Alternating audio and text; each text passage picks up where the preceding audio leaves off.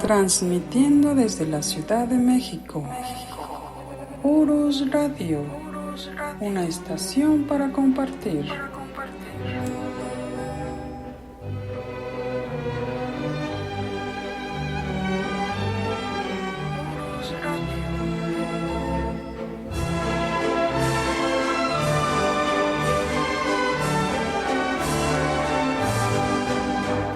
Hola, ¿qué tal? ¿Cómo están, amigos de Urus Radio? Aquí estamos nuevamente con ustedes, transmitiendo en vivo desde nuestra cabina aquí en la Ciudad de México. Estamos hoy a 15 de febrero de 2021. Los saludo, soy Doris. Y pues también está aquí con nosotros el profesor Francisco Mendoza, que ustedes ya lo conocen, es quien nos narra estas grandiosas historias de nuestro querido México. Y pues bueno, vamos a saludarlo.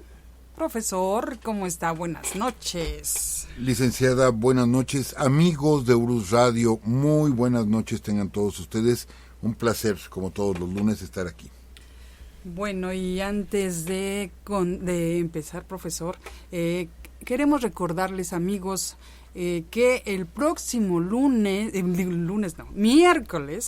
miércoles, el profesor estará dando una plática, una charla en el Palacio de Minería, pero es de manera virtual. Así que los esperamos a las 7:30 es la cita y lo pueden ver por Facebook, bueno, en la página de Facebook de Urus Radio o la página de el Palacio de Minería. ¿Estamos bien, profesor? Recordando los, 500 años de historia. Sí, licenciada, gracias.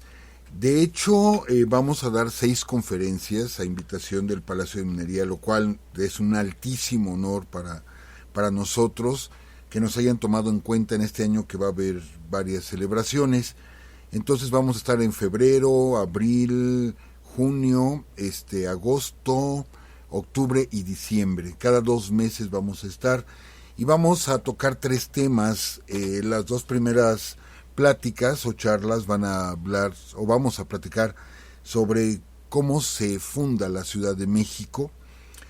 Aunque en la primera vamos a hablar de lo que es todo el México prehispánico. Espero que les guste esa plática. Nos hemos estado preparando mucho para ella. Y la plática 3 y la plática 4 va a ser sobre la conquista de México, no solamente hablando de la Gran Tenochtitlán, sino la conquista en general de este territorio, porque todavía no era México.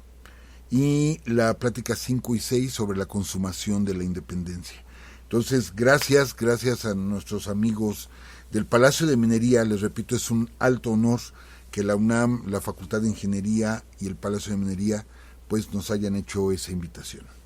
Y pues bueno, también recordando fue el episodio pasado, profesor, que usted habló de lo que es la cosmografía y que bueno, preguntó a todos nuestros amigos si tenían algún dato.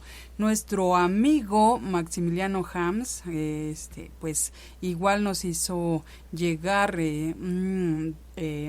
parte de un libro que es de él. De hecho, él es ingeniero civil y pues nos manda también una pequeña, se me fue ahorita, profesor, nos escaneó una parte de uno de sus libros, que precisamente es de cosmografía, y nos dice que es una rama de la topografía que sirve para realizar mediciones y trazos usando como referencia las estrellas y otros objetos del cielo. En el caso de la península de Yucatán, que es sensiblemente plana, dice, al no existir referencias terrestres, se deben usar las estrellas. Fíjense qué interesante, amigos. Encontramos ese dato y sí pedimos ayuda de todos ustedes. Quien tuviera información que nos explicara, yo no encontré la información sobre los límites entre el estado de Yucatán y el estado de Campeche, habían sido basados en la cosmografía. Entonces no entendíamos exactamente qué. Sí, de pronto recuerdo que dijimos en el programa, quizá tomaron las estrellas, pero no lo podíamos confirmar. Bueno, gracias a nuestro amigo que nos confirma precisamente ese dato, pero qué interesante que tengamos una línea divisoria en nuestro país basado en las estrellas. Se me hace interesantísimo esto. Muy, muy interesante, profesor. Y pues bueno, sí. Ya nada más faltaría saber cuál fue el punto de referencia, qué estrellas, Claro. fueron las que se tomaron, ¿no? Para hacer esa línea. Pues ahí está otro dato para seguir investigando. Así es, licenciada. Y pues el día de hoy, profesor, vamos a seguir con el tema de la historia de los estados, y en esta ocasión nos toca Chiapas. El estado de Chiapas, amigos, bueno, todos los programas digo lo mismo, el bellísimo estado, sí, el bellísimo estado de Chiapas, porque todos son bellos nuestros estados de nuestra querida república. Y bueno, usted me dice, licenciada, Adelante, profesor. Si iniciamos. Adelante. Bueno, pues iniciamos, amigos. Yo tengo que comentar esto para hablar del estado de Chiapas. De veras, amigos, que es tanta la riqueza histórica de todo nuestro país y de cada uno de los estados que nos quedamos cortos. Nos han escrito, es que les faltó hablar de esto, les faltó hablar de aquello.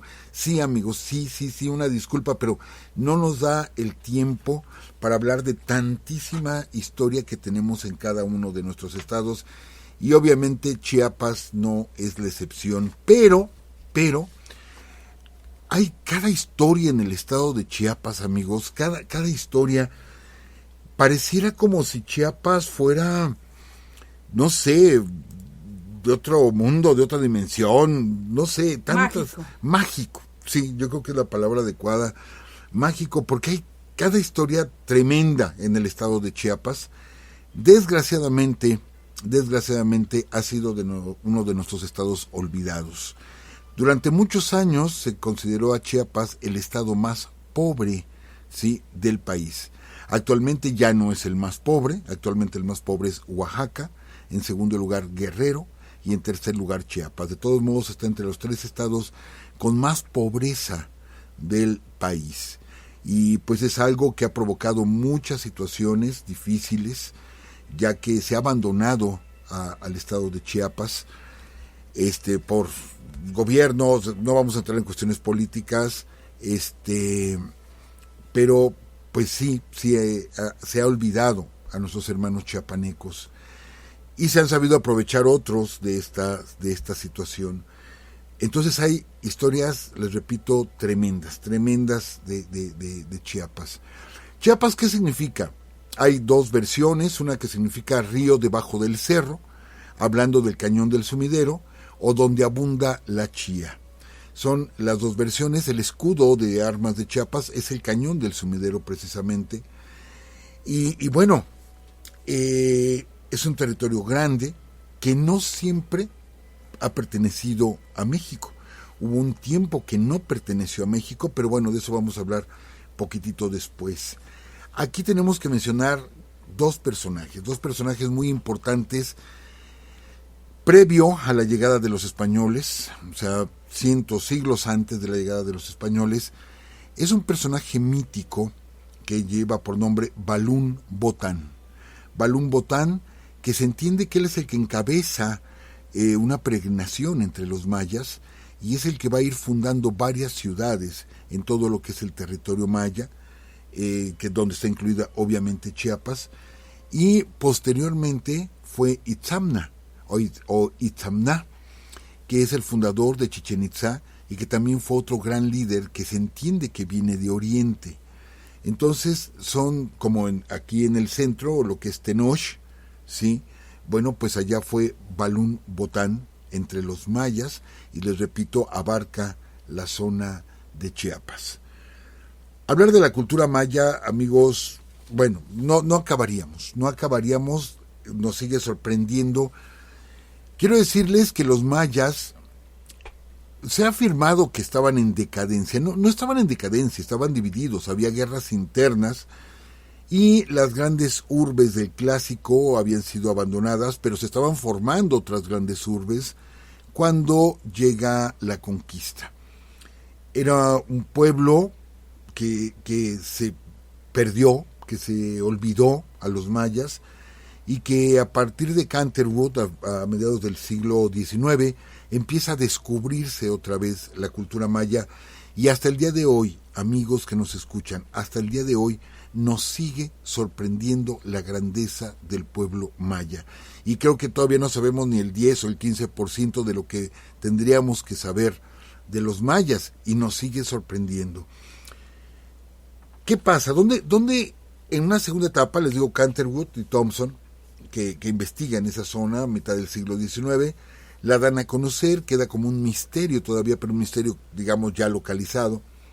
Y es hasta el año de 1952, amigos, donde el arqueólogo mexicano Alberto Ruz, estando en el Templo de las Inscripciones en Palenque, Chiapas, de pronto haciendo su trabajo de investigación, platica que en el templo, que estaba arriba del basamento piramidal, ve unos pequeños agujeritos. Hagan de cuenta como una bola de boliche, que ya ve que tienen agujeros para meter los dedos, pues así tenía unos hoyos que parecían como para canicas, nada más un poco más grandes, y le llama la atención. Estaban cubiertos de tierra, pero se alcanzaban a notar, les limpia la tierra, mete los dedos, intenta levantar esa parte del suelo, esa lápida, pues obviamente no puede hacerlo, sigue con esa curiosidad, ve los límites, ¿sí?, de la lápida, y empieza a escarbar en esa parte hasta que por fin consigue levantarla y encuentra una escalinata, 4 escalones y después todo cubierto de tierra,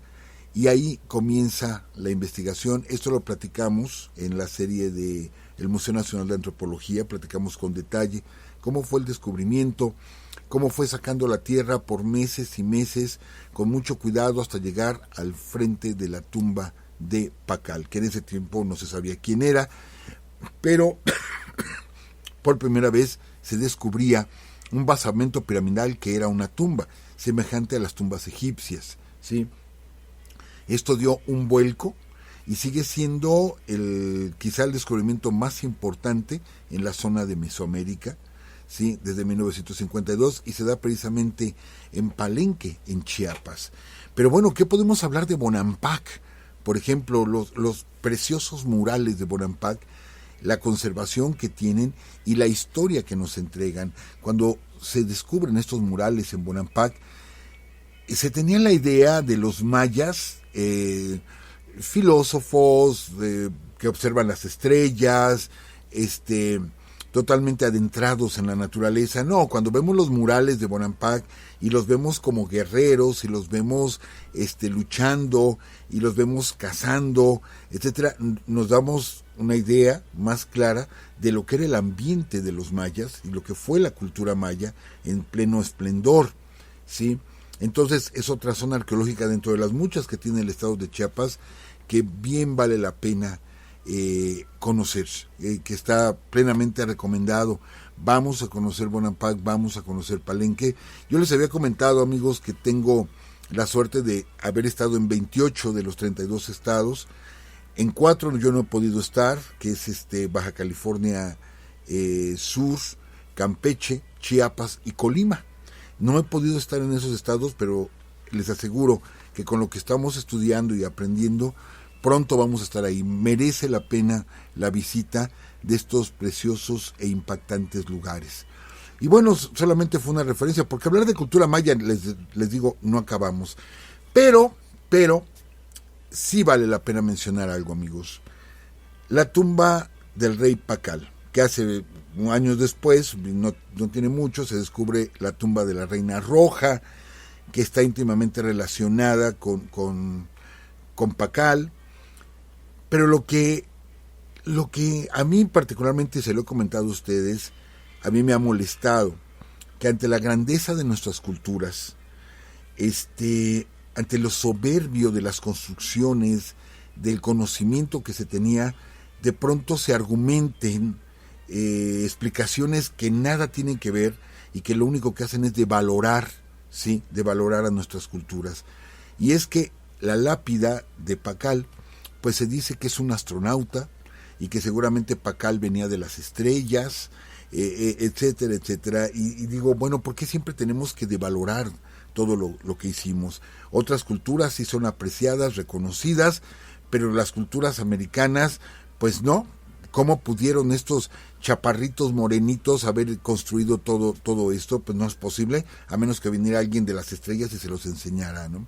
Entonces también mucho se ha dicho que los murales de Bonampak. Lo que describen es la llegada de los mayas por mar, porque efectivamente ahí se ve la llegada de los mayas en canoas. Dicen, seguramente son sobrevivientes de la Atlántida de Platón, ¿sí? Entonces los mayas vienen de allá. Vuelvo a lo mismo, inventamos historias, nada que ver, pero bueno, vale la pena, insisto, visitar estos lugares, pero vamos con la idea de sentirnos orgullosos, muy orgullosos de nuestro pasado. Amigos, si ustedes tienen la oportunidad, yo me comprometo a ir, les digo, yo voy a ir y se los voy a platicar, de estar en San Cristóbal de las Casas. Estuvimos leyendo que es una ciudad totalmente cosmopolita. Una ciudad cosmopolita porque en San Cristóbal de las Casas podemos escuchar, obviamente, español, o obviamente las lenguas naturales, pero podemos escuchar árabe, italiano, alemán, yiddish, que es el idioma del pueblo de Israel, en fin, una serie de idiomas, porque hay gente de todos los países, bueno, de muchos países, que están viviendo ahí en la zona de Chiapas por la belleza, ¿sí? Y que han invertido mucho también, hay haciendas, etcétera, y que uno dijera, bueno, es un estado sumamente rico. No, amigos, el 70% de la población de Chiapas vive en condiciones de pobreza. Amigos, bueno, ahorita quizá en el norte del país no nos estén escuchando porque hay un apagón muy grave. No he visto en qué zona del norte del país, pero hay un apagón. Quizá ahorita no nos escuchen allá. Pero sí les puedo decir que el 50%, amigos, el 50% de la electricidad que se consume en México, ¿sí?, está generada en el estado de Chiapas.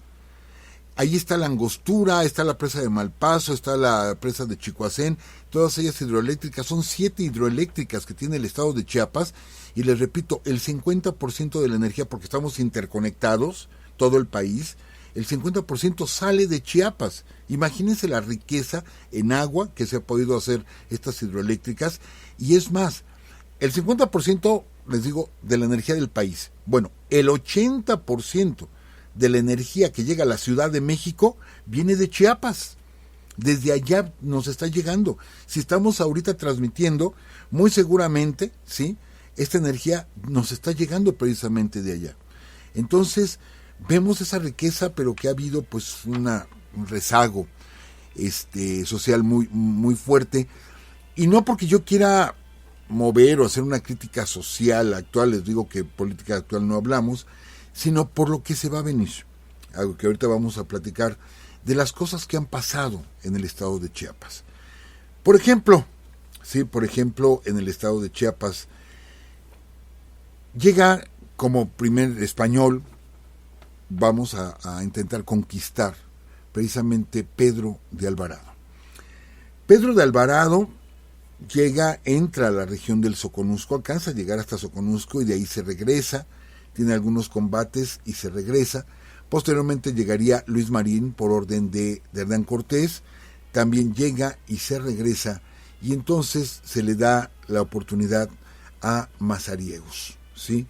Diego de Mazariegos, que es el que ya penetra con toda la intención de dominar la zona de Chiapas, llega a la altura de lo que ahora es Tuxtla Gutiérrez, y ahí se va a dar un combate. Amigos, este combate es real, no son historias inventadas, se ha comprobado que sucedió lo que ahorita vamos a comentar, donde se defienden los Chiapa, ¿sí?, que así se les conocía a los Chiapa, se defienden contra la invasión de Diego de Mazariegos en 1528. Pero la superioridad de las armas, de la gente, etcétera, comienzan a acorralar a los Chiapa, ¿sí?, en el peñón de Tepechía o Tepechia. Cuando se sienten acorralados, les repito, esto es completamente real, cuando se sienten acorralados, se empiezan a arrojar por el cañón, que es el cañón del Sumidero, se empiezan a arrojar los Chiapa, familias enteras que decidieron morir antes de caer en manos de los conquistadores. Y no hablamos de uno o dos, hablamos de cientos y cientos de Chiapa que se arrojaron al Cañón del Sumidero.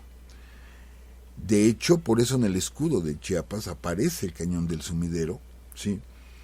Y los leones que aparecen en el escudo hablan de, pues, o sea, simboliza, según esto de blasón, simbolizan la heroicidad y al defenderse. Entonces, ha habido algunos historiadores que ponen en duda el lugar donde se arrojaron, pero nadie pone en duda que sí se arrojaron y prefirieron suicidarse. Entonces el mismo Mazariegos detiene el ataque, ¿sí? Al ver, él mismo se horroriza de ver cómo la gente se está lanzando al Cañón del Sumidero y se hace pedazos. El cañón es grandísimo, grandísimo, y se hacen pedazos al caer. Entonces, vean el carácter, ¿sí?, de la gente que habitaba toda esta región. Mazariegos muere poco después, en 1530, ¿sí? Pero bueno, con esto se da la conquista del estado de Chiapas. Bueno, de lo que es el territorio de Chiapas. Amigos, ¿qué sucede? Chiapas es una región riquísima, con una biodiversidad grandísima. Sobre todo ahí se da la siembra del cacao, ¿sí?, entre otros productos. Insisto, la biodiversidad, la cacería, la riqueza en agua, el suelo tan fértil, que es ambicionado, esa tierra es ambicionada, pero son sometidos las gentes de ahí, los habitantes de ahí. Y tengo en mis manos, ahorita, y aquí está la licenciada, la brevísima relación de la destrucción de las Indias de Fray Bartolomé de las Casas. Amigos, esta brevísima relación de Fray Bartolomé es una denuncia que hace Fray Bartolomé de las Casas, por eso se llama San Cristóbal de las Casas. Fray Bartolomé fue obispo, fue el primer obispo de Chiapas, y solamente duró cuatro meses, porque los hacendados, los españoles, pues inmediatamente protestaron por las medidas que estaba tomando Fray Bartolomé y decidieron expulsarlo del territorio chiapaneco, y viene a dar a la Ciudad de México. Posteriormente fue a dar a España, donde hace esta denuncia precisamente, y dice aquí, por ejemplo, hablando de México, y este tirano mismo, voy a quitar el español antiguo, y este tirano mismo escribió que era más poblado que el reino de México, y dijo verdad, mas ha muerto él y sus hermanos con los demás de 4 de 5 cuentos de ánimas en 15. Quiero leerles esta parte. Se me movió la página, licenciada, pero bueno, aquí la tenemos. Dice Fray Sí. Bartolomé. Ajá. Dice, mandales poner el toque, y desde que vio que eran cobre, dijo a los españoles, dad al diablo tal tierra, vámonos pues que no hay oro. A cada uno de los indios que tiene que le sirven, échenlos en cadena y mándalos errar por esclavos. Así lo hicieron con el hierro del rey, por esclavos a todos los que pudieron atar, y yo vi el fijo del señor principal de aquella ciudad errado. Esto es, amigos, erraban a las personas. Estamos hablando cuando él estuvo en la zona de Chiapas, que era Guatemala en ese tiempo. Dice, desde que los indios vieron que con tanta humildad, ofertas, paciencia y sufrimiento no podían quebrantar ni ablandar corazones tan inhumanos y bestiales, que tan sin apariencia ni color de razón, y tan contra ellos los hacían pedazos, viendo que así como así habían de morir, acordaron de convocarse y juntarse todos y morir en la guerra, vengándose como pudiesen de tan crueles e infernales enemigos, puesto que bien sabían que siendo no solo inermes, pero desnudos a pie y flacos, contra gente tan feroz a caballo y tan armada, no podían prevalecer, al cabo ser destruidos. Entonces inventaron unos hoyos en medio de los caminos, donde cayesen los caballos y se hincasen por las tripas unas estacas agudas y tostadas de que estaban los hoyos llenos, cubiertos por encima de céspedes y hierbas que no parecía que hubiese nada. 1 o 2 veces cayeron caballos en ellos, no más, porque los españoles se supieron de ellos guardar, pero para vengarse hicieron ley los españoles que todos cuantos indios de todo género y edad tomasen a vida, echasen dentro de los hoyos, y así las mujeres preñadas y paridas y niños y viejos y cuantos podían tomar echaban en los hoyos hasta que los henchían, traspasados por las estacas, que era una gran lástima ver, especialmente las mujeres con sus niños. Todos los demás los mataban a lanzadas y a cuchilladas, echábanles a los perros bravos que los despedazaban y comían, y cuando algún señor topaban por honra, quemábanlo en vivas llamas. Amigos, esto fue lo que vio Fray Bartolomé de las Casas durante la conquista, ¿sí?, de las Indias, y en especial de esta zona de Guatemala que abarcaba Chiapas. Esto hiela la sangre, amigos, realmente hiela la sangre. Es difícil hablar de esto, no lo estoy diciendo yo, no lo estoy inventando. Hace poco me dijeron igual que era yo amarillista. Tendencioso. Y tendencioso, amarillista y tendencioso. Amigos, creo que algo que nos ha pasado en México es que hemos ido olvidando nuestra historia y ocultamos muchas cosas de nuestra historia por no lastimar intereses o no sé. Y lo que hemos hecho en Urus Radio es platicar la historia no desde nuestro punto de vista, pero hemos querido dar la historia, hemos recomendado lecturas. Insisto, dicen que es únicamente una opinión personal. No, aquí esto no es una opinión personal. Estas son las declaraciones de Fray Bartolomé de las Casas, ¿sí?, que por cierto ya está en proceso de beatificación. Él lo vio, él lo narró, él dijo todo el sufrimiento del pueblo, de cómo se fue dando la conquista. ¿Se acuerdan que les platicamos la semana pasada que en Campeche, cuando se prohibió la esclavitud, pues protestaron los españoles y después lo cambiaron por encomienda, que era exactamente lo mismo, porque si estaban encomendados no tenían que pagarles un salario y estaban bajo servidumbre, entonces me tenías que servir sin que yo te pagara. Eso, señores, es esclavitud. Y platicamos todavía de que en el siglo XIX todavía se traficaba con esclavos mayas, ¿sí? A pesar de que ya se había abolido la esclavitud, todavía se traficaba con esclavos mayas. Esto no lo podemos negar, amigos. O sea, aquí están las pruebas, pues. A veces, y yo quiero comentar algo así rápidamente, amigos, yo les he platicado que yo soy de un pueblo de Michoacán. Mi pueblo se llama Cotija, Michoacán, y si ustedes buscan, van a encontrar que es la tierra de alguien nefasto, ¿sí?, que es Marcial Maciel, el fundador de los Legionarios de Cristo. Es de mi pueblo, Marcial Maciel. Entonces tiene muchos seguidores Marcial Maciel allá en mi pueblo, en Michoacán, tiene muchos seguidores. Cuando se armó el escándalo de pedofilia de Marcial Maciel, la gente, legionarios ahí de mi pueblo, decían, no es cierto, esos tipos son unos mentirosos y eso no es cierto. Pasó el tiempo, ¿sí?, lo documentaron ante tribunales y los tribunales dijeron, sí, fueron abusados sexualmente, y en mi pueblo estas gentes dijeron, no es cierto. Bueno, pues pasó el tiempo y Benedicto XVI, ¿sí?, es el que dice, ¿sabes qué? Tienes que pedir perdón y retirarte por lo que hiciste. Y entonces la gente dijo, tampoco es cierto. O sea, ni el Papa, aunque el Papa lo está reconociendo, tampoco es cierto. Bueno, los Legionarios de Cristo, ya cuando muere Marcial Maciel, que por cierto su tumba está ahí en mi pueblo, y todo el mundo buscándolo por otros lados, y ahí está enterrado en mi pueblo. Conozco la tumba de Marcial Maciel. Los mismos legionarios pidieron perdón por lo que había cometido este hombre, y la gente decía, no es cierto. O sea que resultaron más papistas que el Papa. ¿Sí? Más papistas que el Papa. Bueno, amigos, ¿qué podemos decir?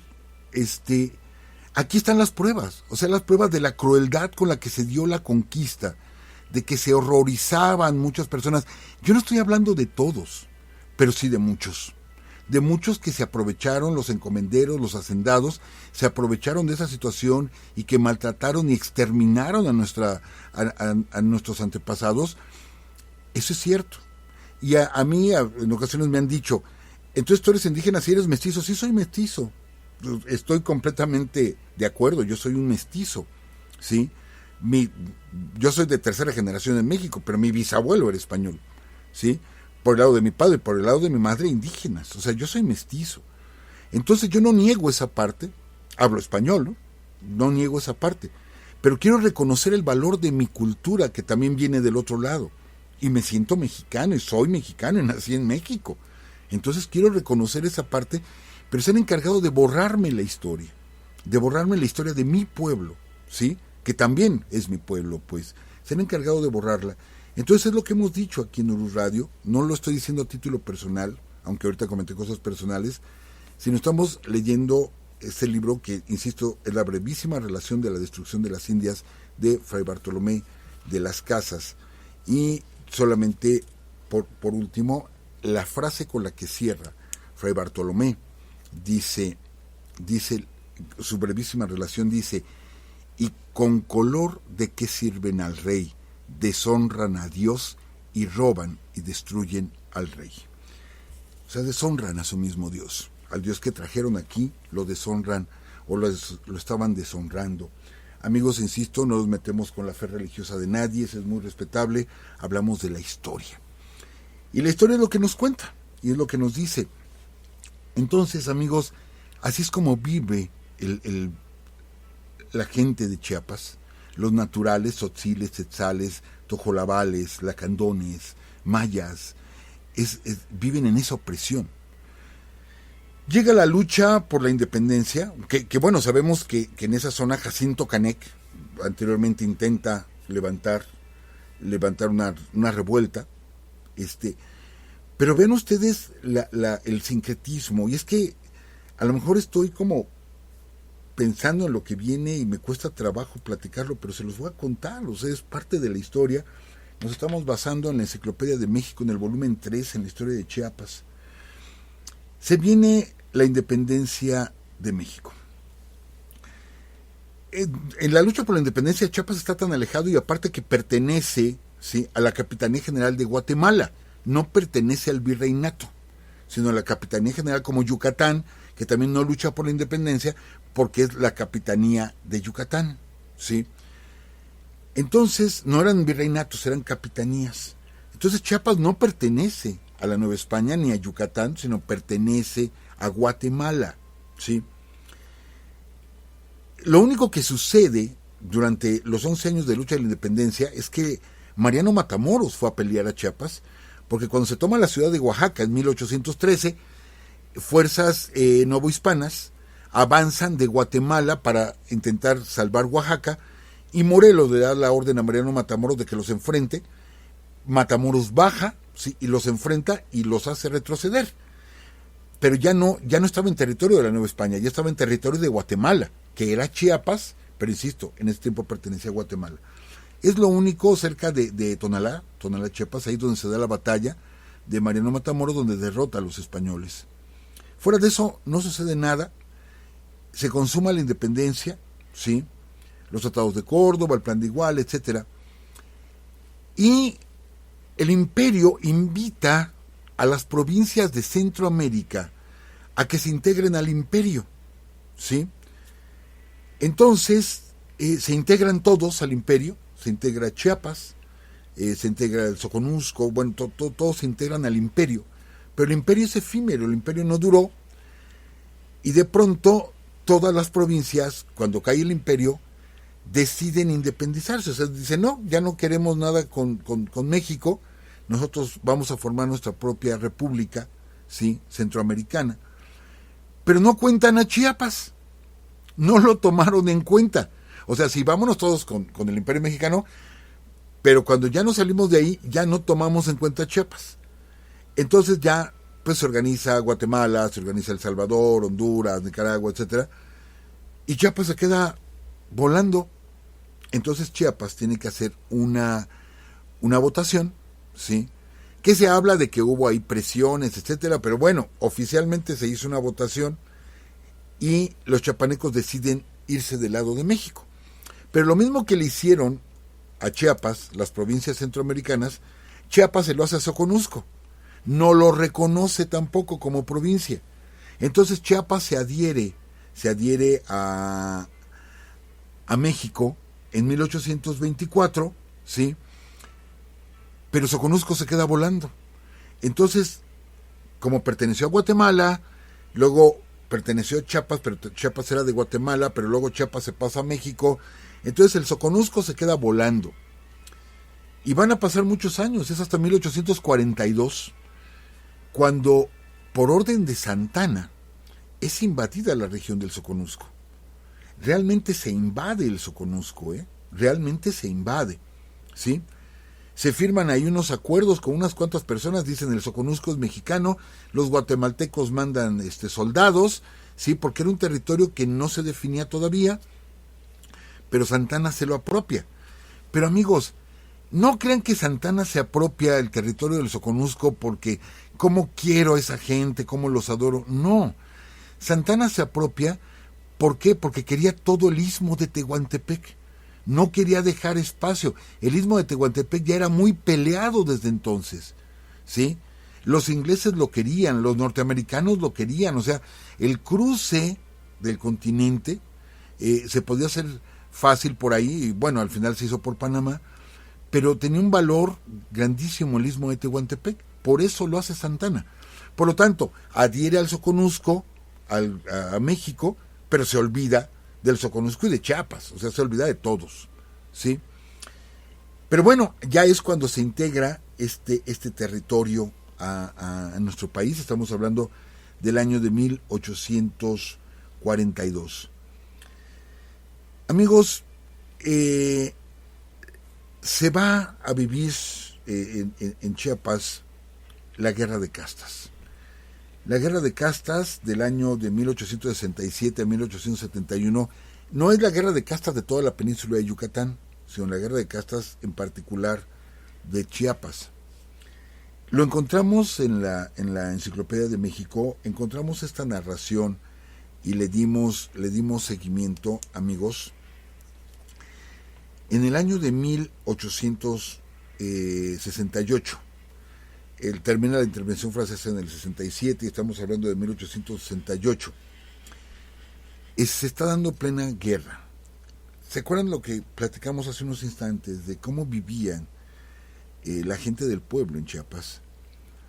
Pues se dan varios levantamientos, de hecho son varios levantamientos, y en esa ocasión, en la Guerra de Castas, se levanta toda la zona de San Juan Chamula.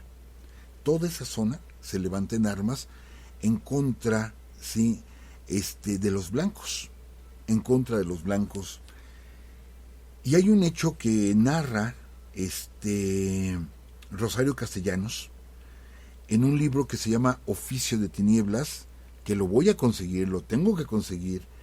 Está novelado, pero está basado en un hecho para muchos real, para muchos es una ficción, de un libro escrito por Vicente Pineda, 20 años después de lo que ahorita les voy a platicar, y que nos refiere, yo no quiero disculpar, o sea, voy a narrar un crimen, yo no quiero disculpar, sino lo que busco más que nada es como una explicación a tanta opresión.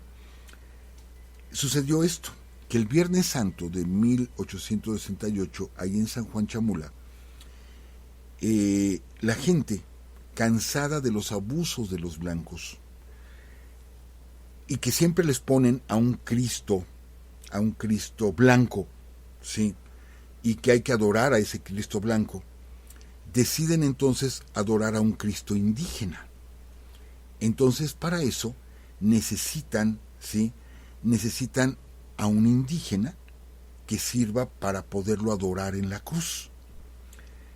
Y toman a un jovencito de entre 10 y 11 años llamado Domingo Gómez Chechef.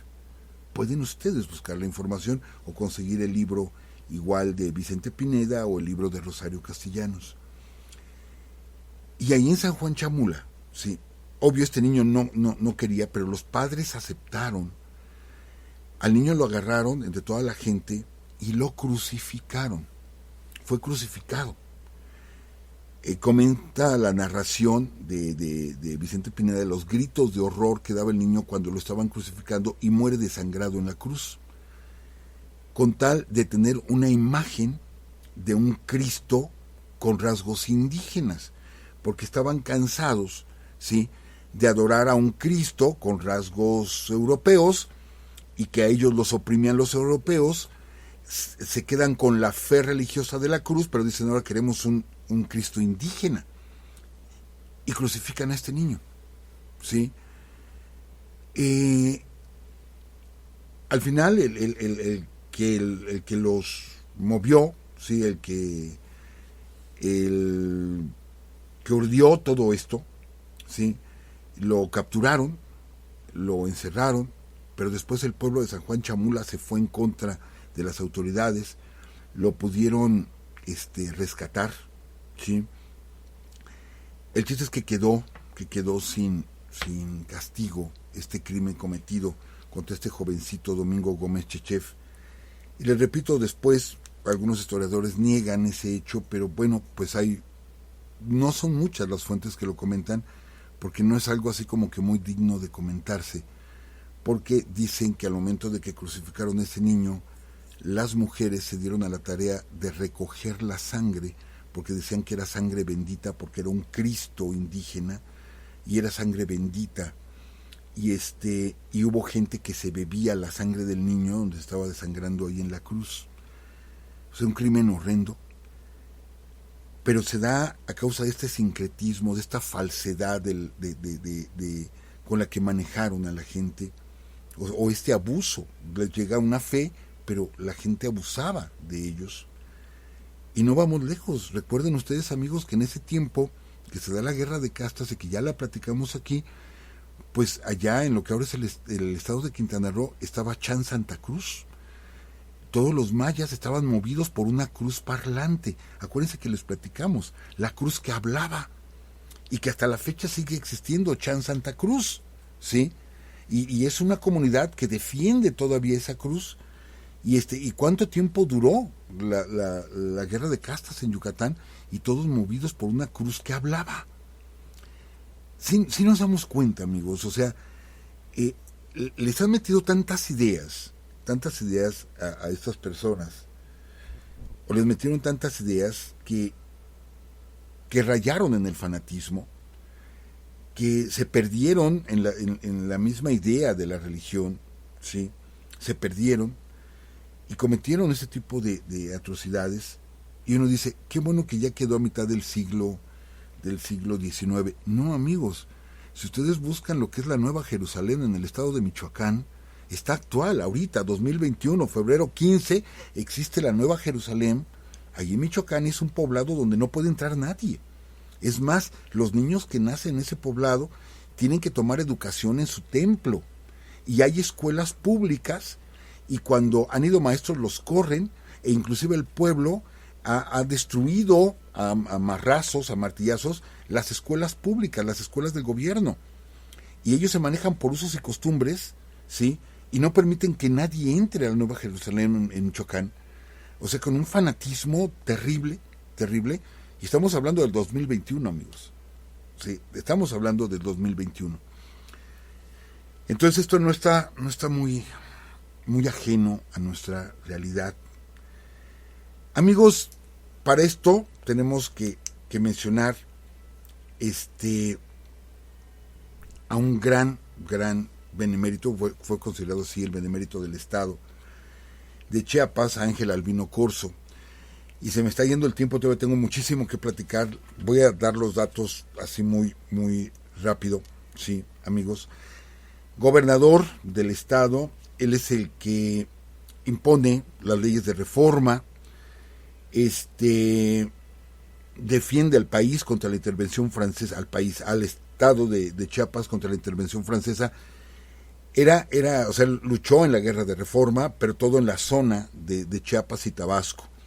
Entonces, de hecho, el aeropuerto de la ciudad de Tuxtla Gutiérrez lleva el nombre de él, ¿sí? Y es considerado el benemérito del Estado, Ángel Albino Corzo. Y bueno, ¿por qué voy rápido? Porque tengo que mencionar a otro gran chiapaneco, ¿sí? Que es Belisario Domínguez. Belisario Domínguez, que era senador en la época de Madero, vive la decena trágica, ¿sí? Vive la decena trágica y da 2 discursos en la Cámara de Senadores, verdaderamente críticos al sistema de Victoriano Huerta, pero ¿qué no se le podía criticar a ese hombre? O sea, fue un criminal, una hiena, Victoriano Huerta. Pero esto le cuesta la vida al senador por Chiapas, ¿sí?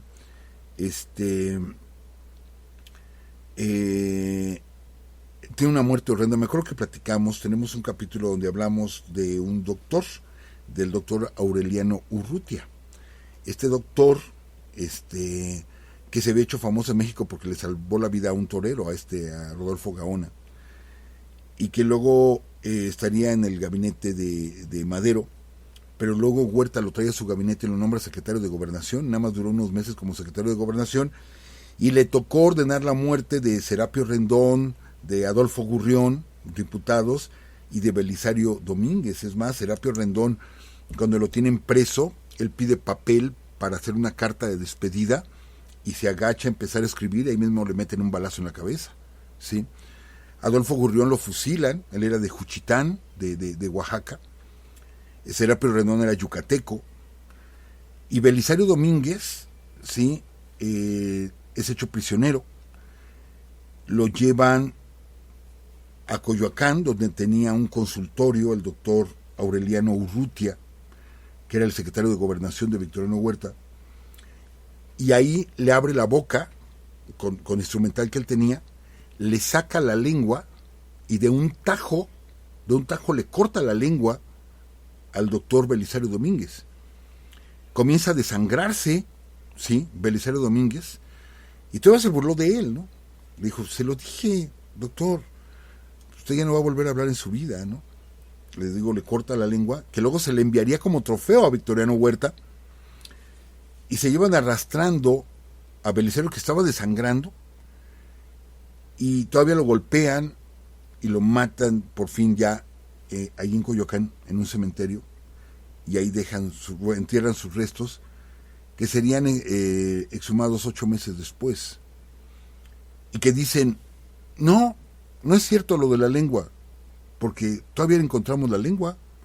Después de 8 meses en la tierra, era obvio que ya no existía la lengua, o sea, era más que obvio. Pero bueno, este doctor Aureliano Urrutia se iría de México, se fue a los Estados Unidos y murió hasta 1973, murió de 103 años, y fue un médico muy prestigiado en los Estados Unidos, y era un criminal, un verdadero criminal.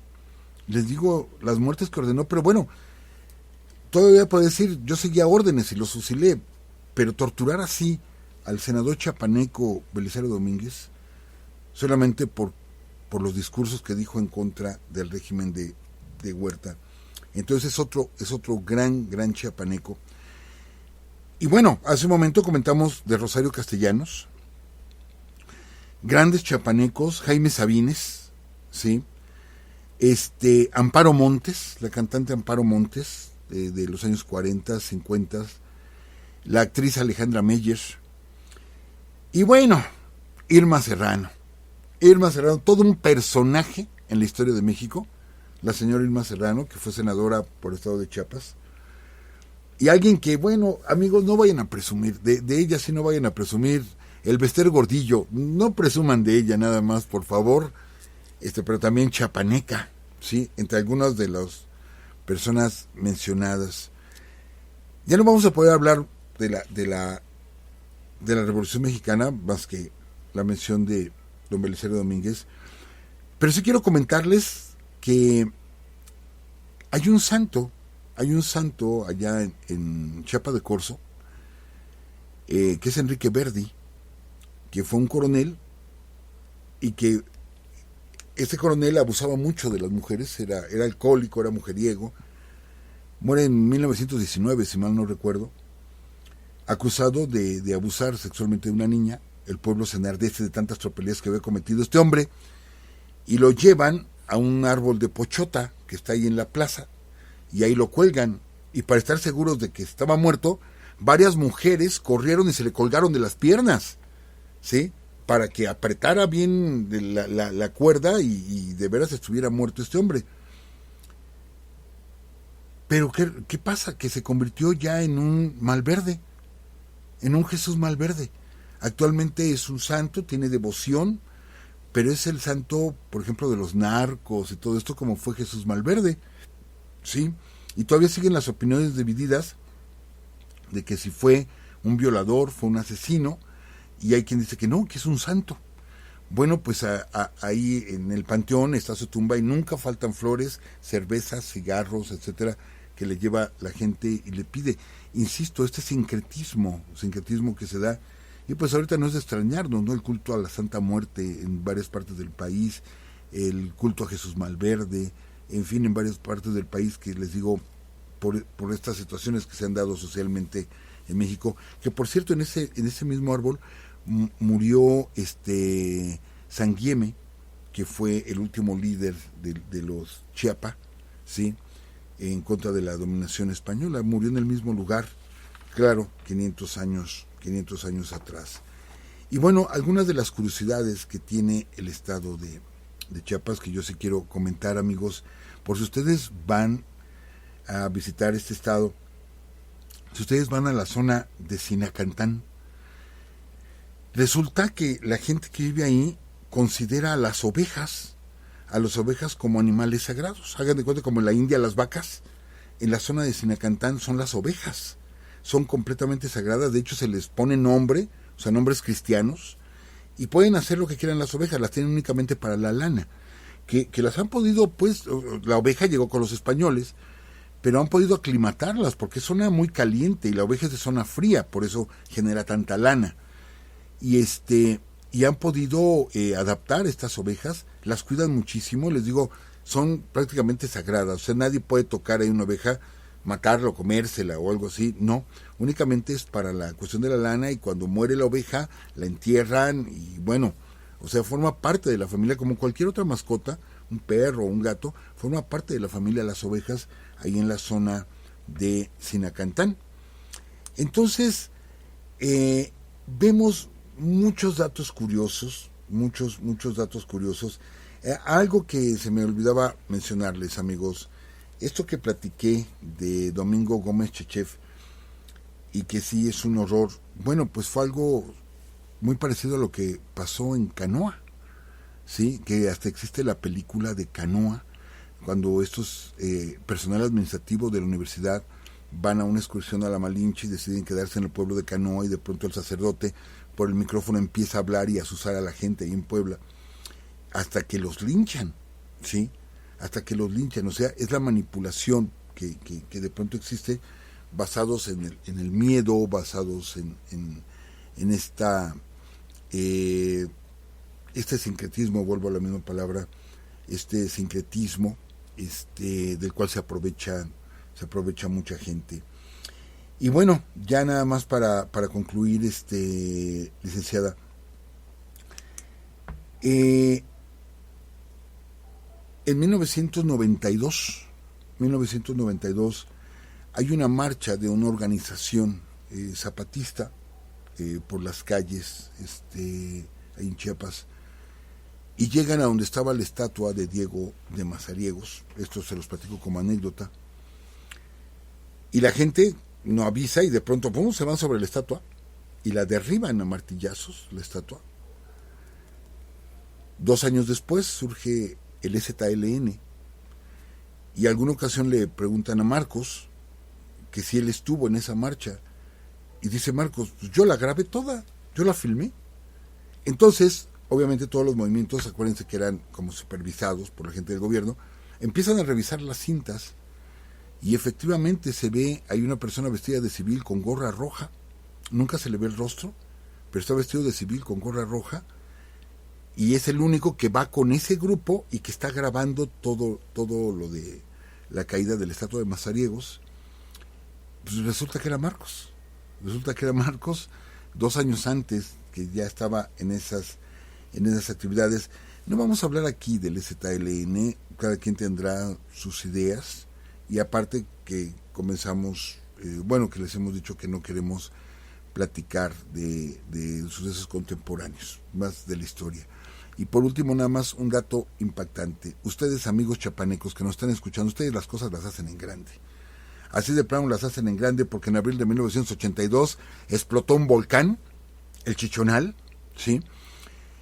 La columna del Chichonal, la columna de humo, de vapores, subió 30 kilómetros, le dio la vuelta al planeta, así, la vuelta al planeta, arrojó más cenizas y piedras, 10 veces más cenizas y piedras que el monte Santa Elena. El Chichonal provocó que durante varios días San Cristóbal de las Casas estuviera en completa oscuridad, y provocó el descenso de medio grado centígrado del planeta entero por 2 años. Y eso fue en Chiapas, en el 82, el volcán Chichonal. Entonces, noten, amigos, ya con esto terminó, licenciada, cómo tiene una historia muy especial Chiapas. O sea, tiene una historia muy especial. Yo creo que Chiapas todavía está por escribir muchas páginas de nuestra historia, ¿sí? Porque se ha hecho notar con Belisario Domínguez, con